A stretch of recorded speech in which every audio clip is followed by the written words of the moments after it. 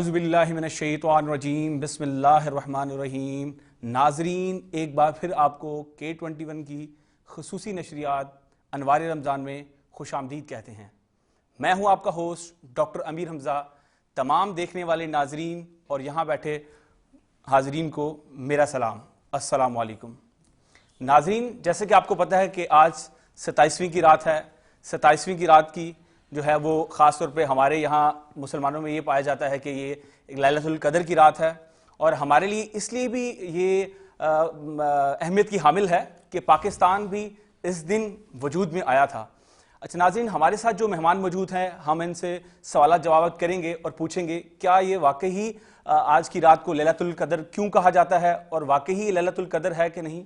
اچھا، ہم باقاعدہ سے اب اس پروگرام کا آغاز شروع کرتے ہیں۔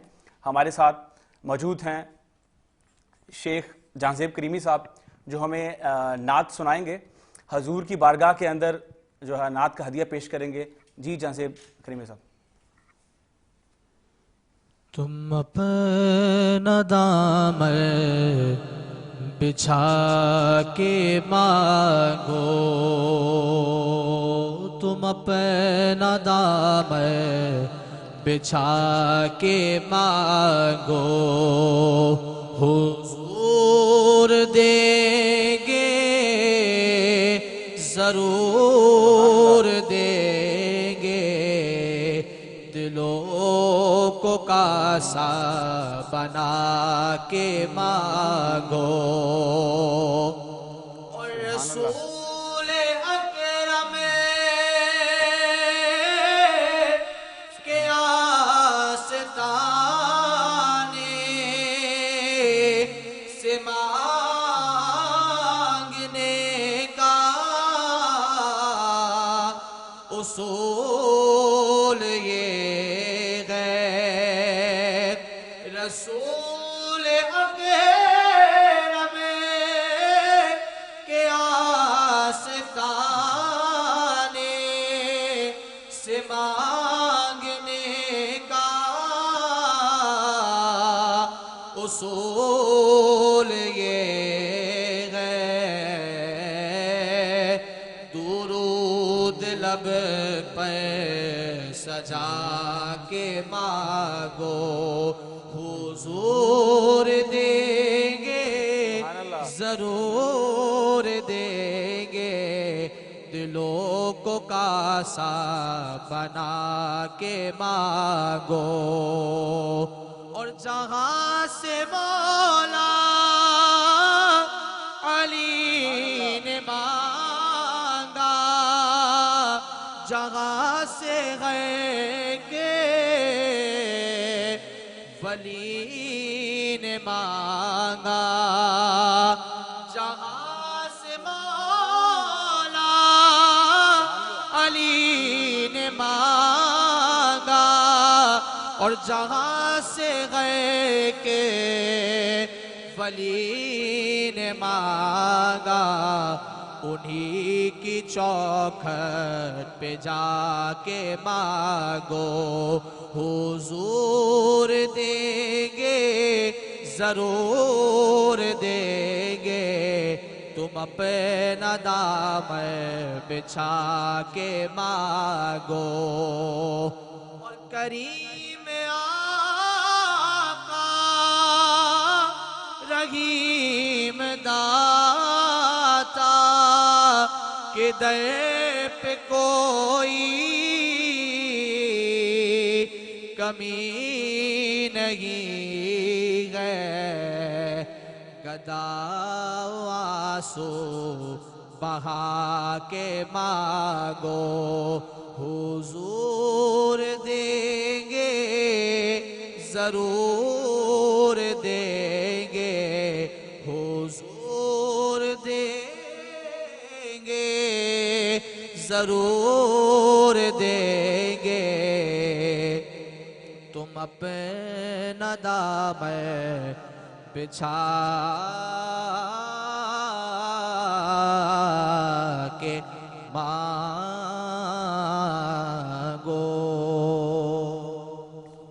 ماشاءاللہ، کیا ہی خوبصورت آواز تھی۔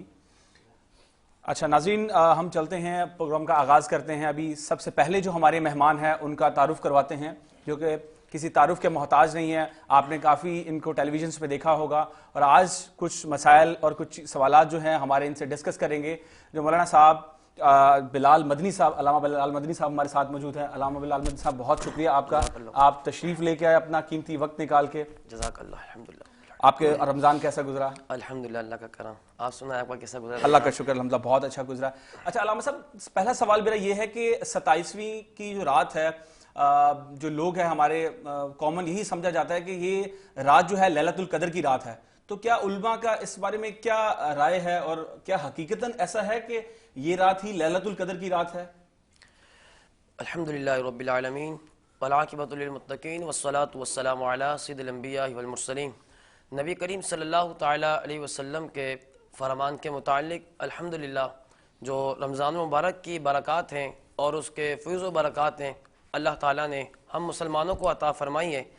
آپ نے جو سوال کیا ہے کہ اس کو لیلۃ القدر کیوں کہا جاتا ہے، اس کو لیلۃ القدر کہنے کی وجہ یہ ہے کہ اس رات کے نام کی باقاعدہ اللہ نے قرآن میں سورت نازل فرمائی ہے، اور ایک وجہ یہ ہے کہ لیلۃ القدر تو یہ تو عربی کا الفاظ ہے، اور اس کو فارسی میں شب قدر کہا جاتا ہے، فارسی کے زبان میں اس کو شب قدر کہا جاتا ہے۔ اور اس رات کی برکت یہ ہے کہ اس میں نبی کائنات صلی اللہ تعالی علیہ وسلم کی ذات مقدسہ پر اللہ نے قرآن نازل فرمایا۔ سبحان اللہ۔ اور ایک اور وجہ کہا گیا کہ اس کے متعلق مفسرین کے جو اقوال ملتے ہیں، علامہ شارح بخاری فرماتے ہیں کہ اس رات اللہ تعالیٰ جو آئندہ سالوں میں کام کرے گا، یعنی کہ جو کام سر انجام ہونے ہیں، اللہ تعالیٰ وہ سپرد لکھ دیتے ہیں، وہی آئندہ سالوں میں اس طرح کے کام ہونے ہیں۔ اور ایک اور وجہ یہ ہے، علماء کرام نے یہ لکھی ہے کہ جو اس طرح کی جو بابرکت راتیں ہیں، شب قدر ہے، شب برات ہے، جو بڑی بڑی راتیں ہیں، یہ اللہ تعالیٰ نے حضور کی امت کو عطا فرمائی ہیں۔ یہ پہلے کی امتوں کے پاس حاصل نہیں تھا، لیکن جو الحمدللہ ہمیں جو یہ مقام اور جو مرتبہ ملا ہے، جو اس امت کو حضور علیہ الصلوۃ والسلام کے طفیل سے مقام ملا ہے، مرتبے سے یہ مقام ملا ہے، یہ حضور نے عطا فرمایا ہے۔ اور اس کو شب قدر اس لیے کہا جاتا ہے کہ اس رات اللہ تبارک و تعالیٰ نے نبی کائنات صلی اللہ تعالی علیہ وسلم کی ذات مقدسہ پر قرآن کا نزول فرمایا ہے۔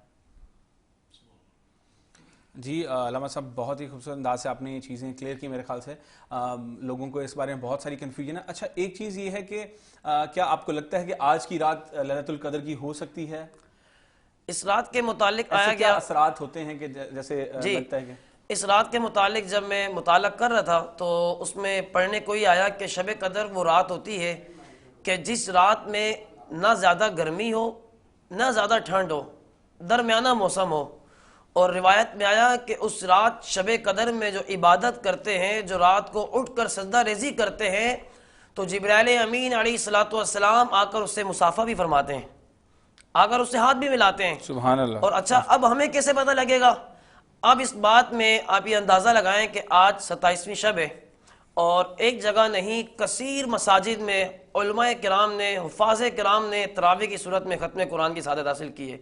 اور یہ بھی جو معجزہ اللہ نے عطا فرمایا ہے، حضور علیہ الصلوۃ والسلام کی امت کو عطا فرمایا ہے کہ حضور علیہ الصلوۃ والسلام کی امت کے سینوں میں اللہ نے قرآن کا نزول فرمایا۔ سبحان اللہ، سبحان۔ اور پھر کیا اس میں مزید فرمایا؟ اس میں مزید اور ارشاد فرمایا کہ یہ تراویح کی صورت میں قرآن سناتے ہیں، اور اکثر مساجد کے اندر، یہاں پر ہماری مساجدوں میں آپ دیکھیں، شہر کراچی میں، شہر پاکستان میں، دنیا بھر کے اندر جہاں کہیں بھی تراویح کا سلسلہ ہوتا ہے، بہت کم جگہوں پر ایسا ہوتا ہے 15 دن 20 دن، لیکن اکثر جگہوں پر، کیونکہ علماء کا حکم بھی اکثر پر ہوتا ہے، للاکثر حکم الکل، اکثر جگہوں پر 27ویں شب کو ختم قرآن کا نزول ہوتا ہے۔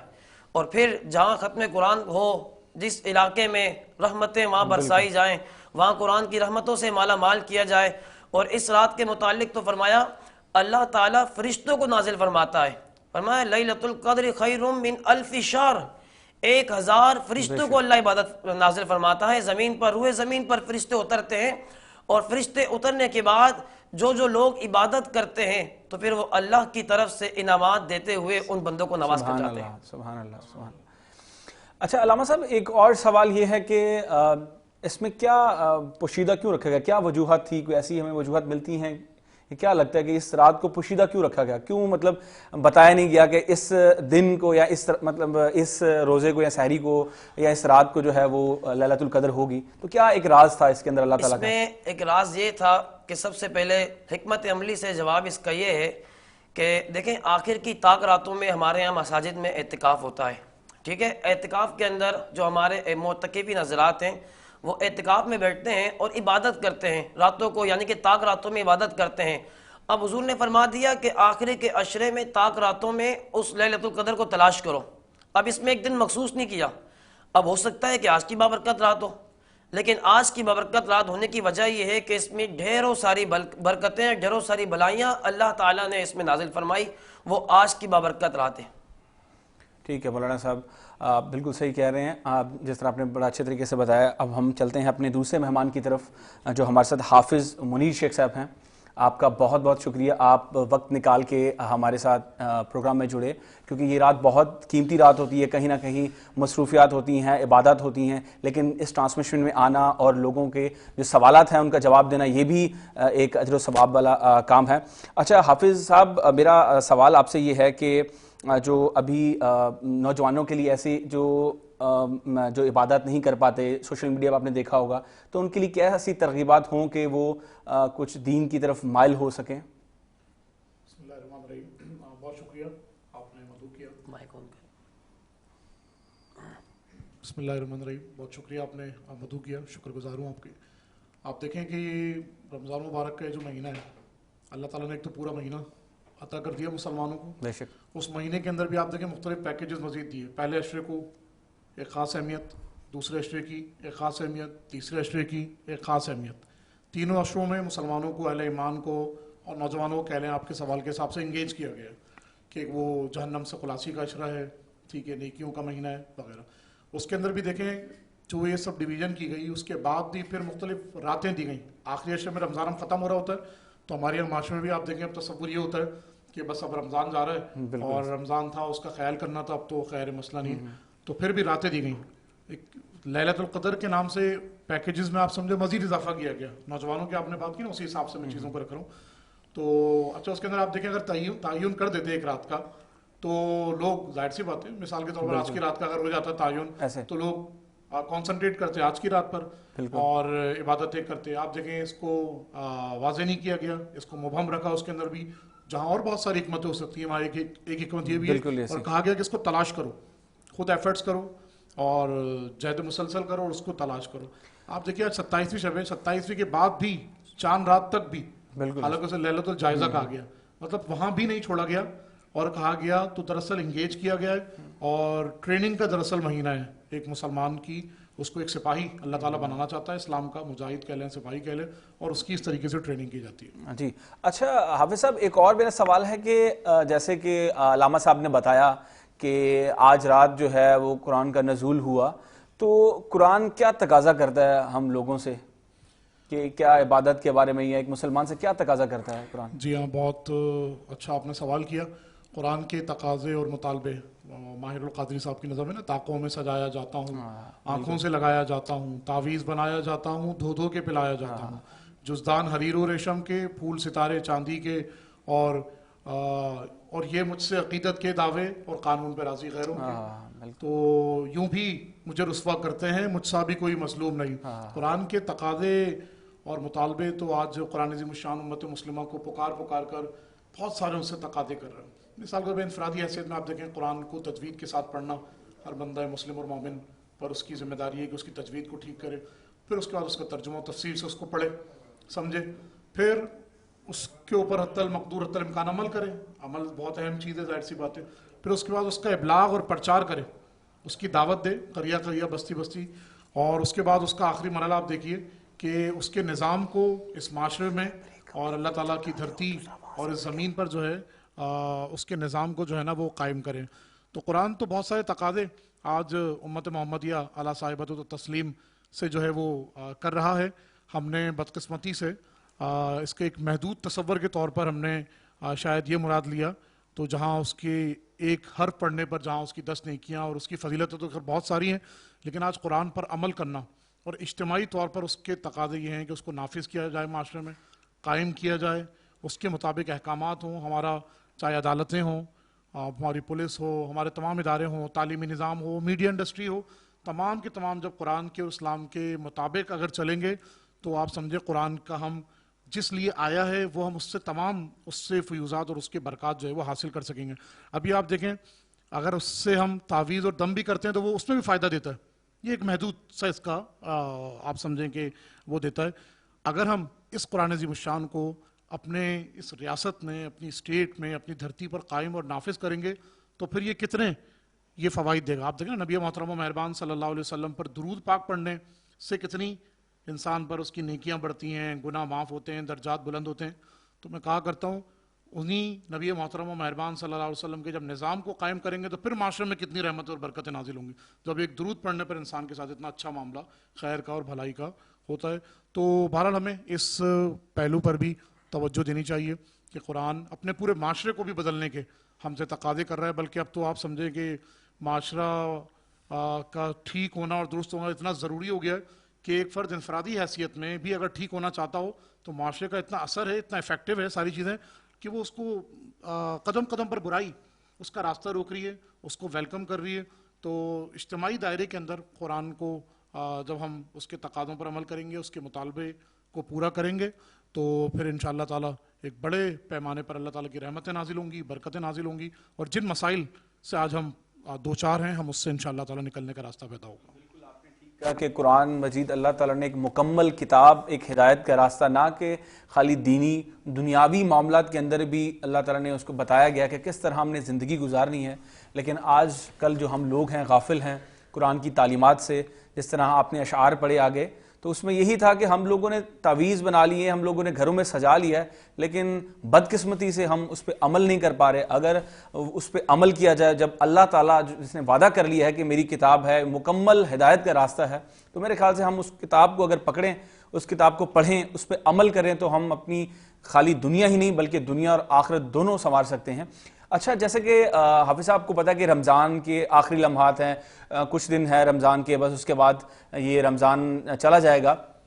یہ نیکیاں کو جو سلسلہ اللہ تعالیٰ نے ایک 70 گنا جو ہے نا ایک عام دن میں نیکیاں کریں, اور اس میں جو 70 گنا اللہ تعالیٰ نے اس کا اجر و ثواب بڑھا دیا ہے. تو اس میں یہ ہے کہ جو گزرتا رمضان ہے یہ میں کیا پیغام دے کے جا رہا ہے, لائک کہ اس میں کیا پیغام ہے رمضان؟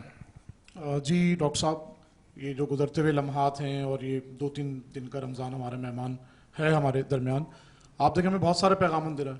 ہمارے دکاندار کو بھی پیغام دے رہا ہے کہ تم اپنے معاملات کو ٹھیک کرو.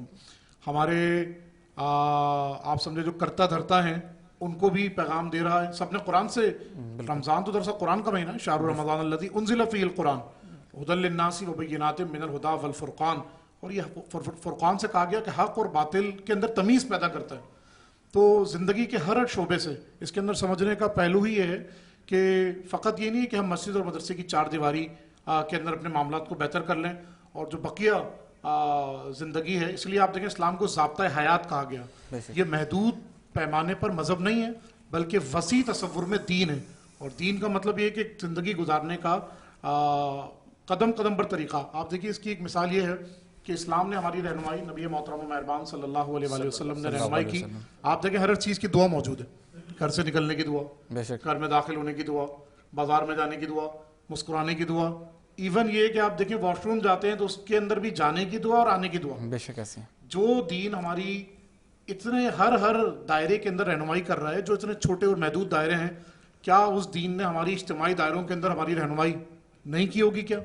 تو گزرتا ہوا رمضان ہم سے تقاضا کر رہا ہے کہ جس قرآن کو ہم نے کھول لیا ہے اس کو ہم پڑھ رہے ہیں, اس کی آیات کی تلاوت کا شرف حاصل کر رہے ہیں. اس رمضان ہم ایسا قرآن بھی تو معاشرے میں ختم ہونا چاہیے, ایسی تکمیل بھی تو ہو, ایسا ختم قرآن بھی تو ہو, ایسا تکمیل قرآن بھی تو ہو کہ جو باترجمہ ہو, کہ جو اس کے فہم اور اس کے جو معنی, اس کے جو تفاسیر ہیں اس کا بھی ہم جو ہے نا فہم حاصل کریں. ہمارے معاشرے میں لوگ قرآن ختم کرتے ہیں, کسی نے اپنی حیثیت کے مطابق 2 قرآن ختم کیے, 3 قرآن ختم کیے, لوگ بہت محنت کرتے ہیں, ظاہر سی بات ہے اس کا تو فقط پڑھنا بھی کسی بہت بڑی خیر کثیر سے خالی نہیں ہے. لیکن جب اس کو سمجھیں گے, بہت اچھا ماحول ہو گیا ہمارے یہاں معاشرے کے اندر, شہر کراچی کی میں بات کروں جہاں ہم بیٹھے ہیں, کہ اب آپ دیکھیں ترجمے والی تراویح, تفسیر والی تراویح, تشریح والی تراویح, अच्छा 10 रोज़ा तरावी, 6 रोज़ा तरावी, 20 रोज़ा तरावी, मस्जिद की मुकम्मल 27 रोज़ा तरावी, चांद रात तक तरावी। तो बस तकाज़े ये हैं कि मिन हैसुल कौम हमें अपने जो भी इज्तिमाई फ़ैसले हैं उनसे भी हमने रुजू करना होगा और उन पर भी हमने इज़हार निदामत करना होगा ना। तौबा के मायने ये होता है ना कि इंसान निदामत करे, आइंदा उसको ना करने का अज़म करे, और जिससे मामला जो किया हो तो उससे सॉरी करता है इंसान। इसी तरह अल्लाह ताला भी चाहता है इस रमज़ान के महीने हम सब लोग इनफरादी दायरे के अंदर भी हम गुनाहगार हैं, ख़ताकार हैं, ज़ाहिर सी बात है, और इज्तिमाई दायरे के अंदर भी हम अल्लाह ताला से तौबा करें, उससे इस्तग़फ़ार तलब करें, और जो गलत फ़ैसले हम करते हैं फ़ैसलों को उनसे भी रुजू करने की ज़रूरत है कि अब हम जो है ना नए सही फ़ैसले करेंगे तो ये भी तौबा की इज्तिमाई तौर पर एक शक्ल है इस्तग़फ़ार की। बिल्कुल, आपने बड़े अच्छे तरीके से सारी जो हमें एक्सप्लेन किया। तो मेरे ख्याल से ज़रूरत है हमें इन चीज़ों की, कुरान को पढ़ें, समझें और अपनी जो है ज़िंदगी में उस पर अमल करें। अच्छा अल्लामा बिलाल मजीद साहब, आपसे एक मेरा सवाल है कि जो ऐसी कौन सी इबादत है जो हजूर सल्लल्लाहु अलैहि वसल्लम से हमें इस रात के लिए मखसूस मिलती हैं कि वो इबादत जो हैं वो इस रात करनी चाहिए, तो ऐसे वज़ाइफ या इबादत, तो वो तो हमारे नाज़रीन को इसके बारे में थोड़ा आगाह कीजिएगा। बिस्मिल्लाहिर्रहमानिर्रहीम। अच्छा, आपने सवाल किया था कि इस रात कौन सी ऐसी इबादतें की जाए। इसमें जो पहले तो सवाल ये किया गया था कि ताक रात एक ख़ास ना करने की वजह क्या है, यानी कि जो आखिरी के अशरे में है। मैं भी इसमें मुताला कर रहा था तो इसमें मुझे ये मिला कि उलमाए किराम ने इसमें इख्तिलाफ़ किया है, किसी एक रात को मखसूस नहीं करार दिया। जिस तरह आज ताक रात है, अभी हज़रत साहब ने जिस तरह माशाल्लाह मोटिवेट किया, बयान किया, हमें समझाया कि ऐसा नहीं कि हमने सिर्फ एक दिन अमल करना है फिर उसके बाद बस खलास छुट्टी, ऐसा नहीं। हमारे उलमा फरमाते हैं अमल मुस्तकिल हो, अगरचे थोड़ा हो, आप एक रुकू पढ़ें, आप 2 रुकू पढ़ें, लेकिन रेगुलर पढ़ें। अब आज बहुत सारे एक तादाद ऐसी है जो मस्जिद के करीब आ जाइए तो हमें अल्लाह के घर से आज भी ये पैगाम मिलता है कि आज भी आपके लिए रहमत के दरवाजे खुले हुए हैं। सुभान अल्लाह। आपको आते हुए आज भी आपने किसी ने रोका नहीं आपको कि आप बहुत अरसे के बाद आ रहे हैं, आप बहुत टाइम के बाद आ रहे हैं। आज भी जब अल्लाह के घर के करीब आए तो हमें अल्लाह ताला ने अपने रहमत के दरवाजे खोले हुए मिले। और अल्लाह फरमाता है इन्नहु युहिब्बुत तवाबीन, के बेशक मैं तौबा करने वालों को पसंद करता हूँ। उस करीम की बारगाह में आओ। अच्छा, ये सवाल ये है कि आज की रात कौन सी इबादत की जाए। देखें, नवाफिल पढ़ने का एहतमाम किया जाए और अपने मसाजिद में, अपने घरों में सलात व तस्बीह का एहतमाम किया जाए और रातों को उठकर अल्लाह करीम की बारगाह में सजदा रेज़ी की जाए। सजदे तो वो थे जो हुज़ूर अलैहिस्सलाम की शहज़ादी कौनैन करती थी और फरमाती थी कि अल्लाह रात इतनी बड़ी करके मैं सजदा तो पूरा कर सकूं। और आज हमारे माशरे में क्या होता है डॉक्टर साहब, हमारे माशरे में ये होता है कि हम तलाश करते हैं कि कहाँ पर शॉर्टकट तरावी हो रही है, बिल्कुल ऐसे, कहाँ पर ऐसा शॉर्टकट कुरान पढ़ा जा रहा है। हम देखते हैं कि कहाँ जल्दी तरावी हो रही है। मेरे प्यारे भाइयों, ये हमें रमज़ान पैगाम देता है कि आप एक नमाज पढ़ोगे अल्लाह 70 नमाजों का सवाब अता फरमाएगा। ये आम दिनों में फजीलत हमें नहीं मिलती, ये हमें जो फजीलत मिलती है तो वो सिर्फ रमज़ान मुबारक में मिलती है। तभी तो कहा जाता है कि रमज़ान रहमतों का महीना है, बरकतों का महीना है, लूट लो बरकतें। और एक और रिवायत में आया कि जो शख्स रमज़ान में इबादत करता है, जो शख्स रमज़ान के अंदर अपने आप को तकवे के इख्तियार करता है, तकवा इख्तियार करता है, तकवे के लिए इख्तियार करता है, इबादत करता है, रियाजत करता है, तो रिवायत में आया कि क़यामत आखिरी अशरे में, आखिरी दिन उसको अल्लाह ताला अपने हाथों से उसकी सज़ा नहीं बल्कि उसकी जज़ा देगा। बाकी रिवायतों में तो आया जिस तरह हज करता है बंदा तो उसको उसकी जो जज़ा है वो फरिश्ते देंगे, हज के लिए, ज़कात के लिए और उसके नमाज के लिए। लेकिन रोज़ा रखने वाले के लिए, सौत व सलाम के लिए ये फजीलत है कि अल्लाह फरमाता है कि मैं उसको अपने हाथों से उसको रोज़ेदार को उसकी जज़ा दूंगा। सुभान अल्लाह, माशाल्लाह, बहुत ही खूबसूरत अंदाज से आपने चीज़ें बड़े अच्छे तरीके से जो है ना हमारे नाज़रीन को बताई। नाज़रीन, यहाँ वक्त हुआ है एक ब्रेक का और मिलते हैं इंशाल्लाह ब्रेक के बाद। इसी तरह हमारे साथ जुड़े रहिएगा और मज़ीद सवालात होंगे और कुछ और मेहमान हैं हमारे साथ, उनसे इंशाल्लाह मुलाकात भी करवाएंगे और आपके सवालात के जवाब होंगे। तब तक के लिए इजाज़त दीजिए।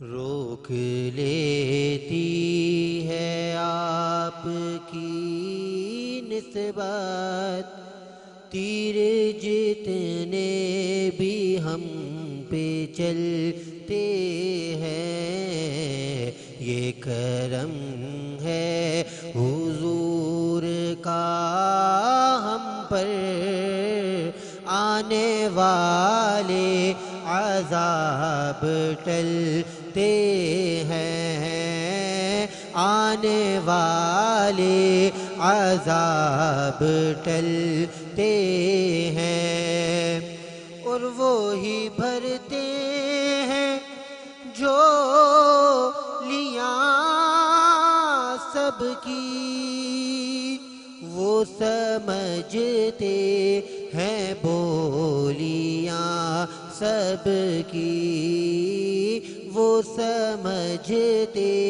ہیں بولیاں سب کی، آؤ بازار مصطفیٰ کو چلیں، آؤ بازار مصطفیٰ کو چلیں، کھوٹے سے کہ وہیں پہ چلتے ہیں، یہ کرم ہے حضور کا ہم پر، آنے والے عذاب ٹلتے ہیں، اور اپنی اوقات صرف اتنی ہے،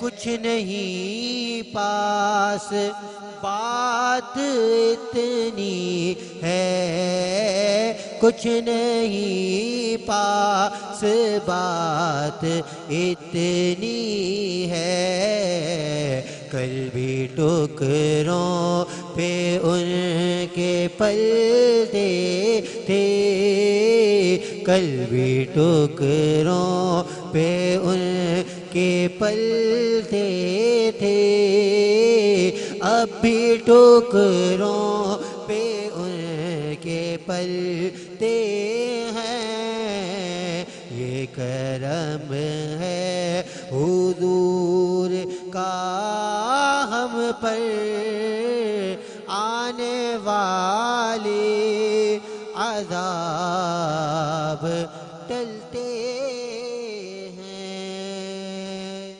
ماشاءاللہ سبحان اللہ، انتہائی خوبصورت آواز میں ابھی جو ہمارے ساتھ نعت خوان موجود تھے انس ایاز صاحب، جنہوں نے بہت ہی خوبصورت کلام پڑھا، اپنی خوبصورت آواز سے ہمیں منور کیا۔ اب ہم چلتے ہیں، ہمارے ساتھ ایک اور مہمان ہیں، انہوں نے ہمیں جوائن کیا ہے، علامہ احمد رضا مدنی صاحب۔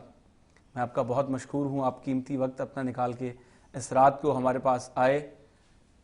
اچھا علامہ صاحب، پہلا سوال یہ ہے کہ اعتکاف کے حوالے سے سوال ہے، کیونکہ مختلف جو ہے روایات ہمارے یہاں معاشرے کے اندر ہیں کہ 1 مہینے والا اعتکاف بھی ہوتا ہے، 10 دن والا، موسٹلی جو ہے لوگ 10 دن والا اعتکاف بیٹھتے ہیں، اور کچھ لوگ جو ہے وہ 3 دن کا اعتکاف بھی کرتے ہیں۔ تو پہلے تو اعتکاف کی فضیلت کے بارے میں تھوڑا سا ہمیں بتا دیجیے گا کہ کیا فضیلت ہے اعتکاف کی، اور قرآن و حدیث کی روشنی میں یہ بتائیے گا کہ اس میں کیا مطلب 10 دن کا اعتکاف جو ہے اور 3 دن کا جو اعتکاف ہے، اس کے بارے میں تھوڑی وضاحت فرمائیے گا۔ اعوذ باللہ السمیع العلیم من الشیطان الرجیم، بسم اللہ الرحمن الرحیم۔ سب سے پہلے ڈاکٹر صاحب آپ کا بہت شکریہ، آپ نے ماشاءاللہ عزتوں سے نوازا۔ اللہ کریم ہمارا یہاں آنا، بیٹھنا، علم دین کی باتیں کرنا اپنی پاک بارگاہ میں قبول اور مقبول فرمائے۔ آپ نے اعتکاف کے متعلق سوال کیا، دیکھیں اللہ تبارک و تعالیٰ قرآن مجید فرقان حمید میں ارشاد فرماتا ہے، یا ایھا الذین آمنوا اتقوا اللہ لعلکم تفلحون، اے ایمان والو تم اللہ سے ڈرو، تقوی اختیار کرو تاکہ تم فلاح پا جاؤ۔ دیکھیں ہر وہ نیکی جو اللہ تبارک و تعالیٰ اور بندے کے درمیان تعلق قائم کرے، وہ فلاح پانے والی نیکی ہے، اور اس میں سر فہرست نیکی اعتکاف۔ دیکھیں ڈاکٹر صاحب، نماز ایک انفرادی عبادت، روزہ ایک انفرادی عبادت، تلاوت قرآن ایک انفرادی عبادت، ٹھیک ہے، اللہ کی بارگاہ میں تزکیہ نفس کرنا ایک انفرادی عبادت، لیکن اللہ تبارک و تعالیٰ نے اعتکاف یہ ایسی عبادت عطا فرمائی، اللہ تبارک و تعالیٰ نے خوبصورت ترین عبادت کہ جو تمام عبادتوں کا مجموعہ ہے۔ معتکف بیک وقت نمازی بھی ہوتا ہے، بیک وقت صائم بھی ہوتا ہے، روزہ رکھنے والا بھی ہوتا ہے، تلاوت قرآن کرنے والا بھی ہوتا ہے، تزکیہ نفس کرنے والا بھی ہوتا ہے، اور اللہ کی بارگاہ میں سر بسجود ہونے والا بھی ہوتا ہے، تقوی بھی اختیار کرنے والا ہوتا ہے۔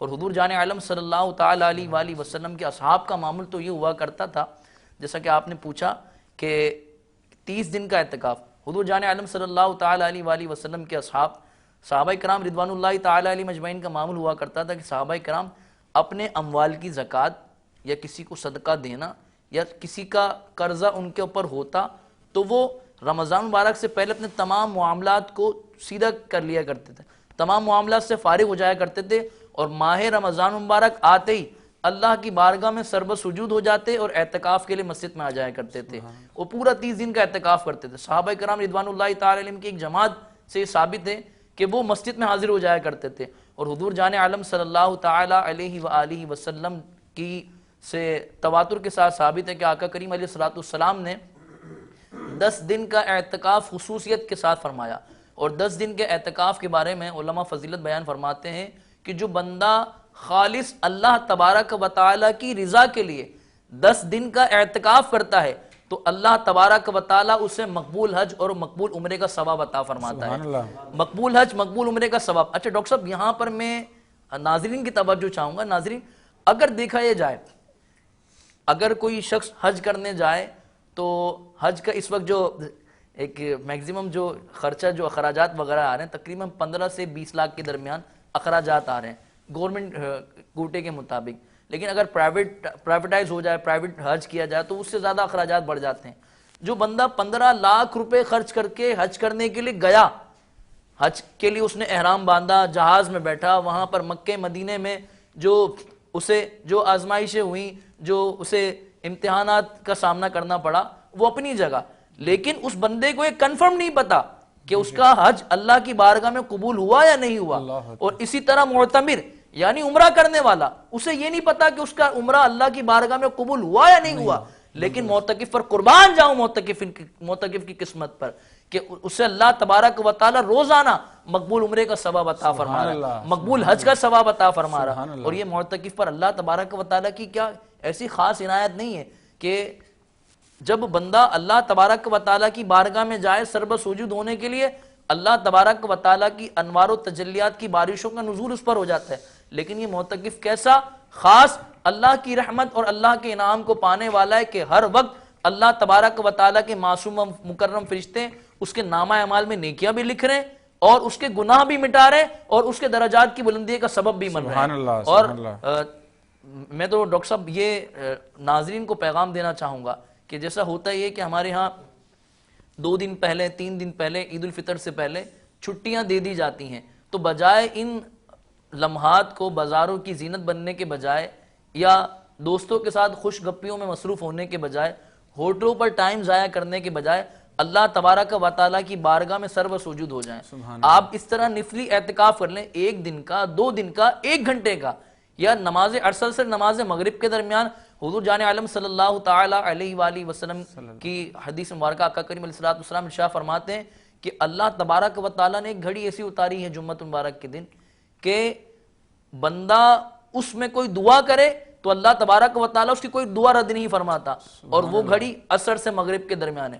ڈاکٹر صاحب اگر میکزیمم اس چیز کو کاؤنٹ کیا جائے، وقت کو کاؤنٹ کیا جائے تو تقریباً 1 گھنٹے کا وقت بنتا ہے، لیکن یہ کیسی صورتحال ہے کہ جو بندہ بجائے اللہ تبارک و تعالیٰ کی بارگاہ میں سربت سجود ہونا چاہیے تھا، لیکن وہی بندہ بازاروں کی زینت بن رہا ہوتا ہے۔ کہ حضرت سیدنا عمر فاروق اعظم رضی اللہ تعالیٰ عنہ کہ جن کے متعلق ام المومنین حضرت سیدنا عائشہ صدیقہ طیبہ طاہرہ عابدہ عالمہ زاہدہ مفتیہ مصدقہ محدثہ معلمہ مبلغہ مفسرہ، آپ فرماتی ہیں کہ ایک مرتبہ آقا کریم علیہ السلام کی بارگاہ میں حاضر تھی، حضور جان عالم صلی اللہ تعالی وسلم سے شاہ فرمایا سے عرض کی یا رسول اللہ صلی اللہ تعالی علیہ وآلہ وسلم ذرا یہ تو بتائیے کہ کوئی ایسا شخص بھی ہے کہ جس کی نیکیت ستاروں کی تعداد کے برابر ہیں، آسمان کے ستاروں کی تعداد کے برابر جس کی نیکیاں؟ فرمایا ہاں عائشہ، ایک ایسا شخص ہے میری امت میں جس کی نیکیاں تمام ستاروں کی تعداد کے برابر. فرمایا کہ یا رسول اللہ کون؟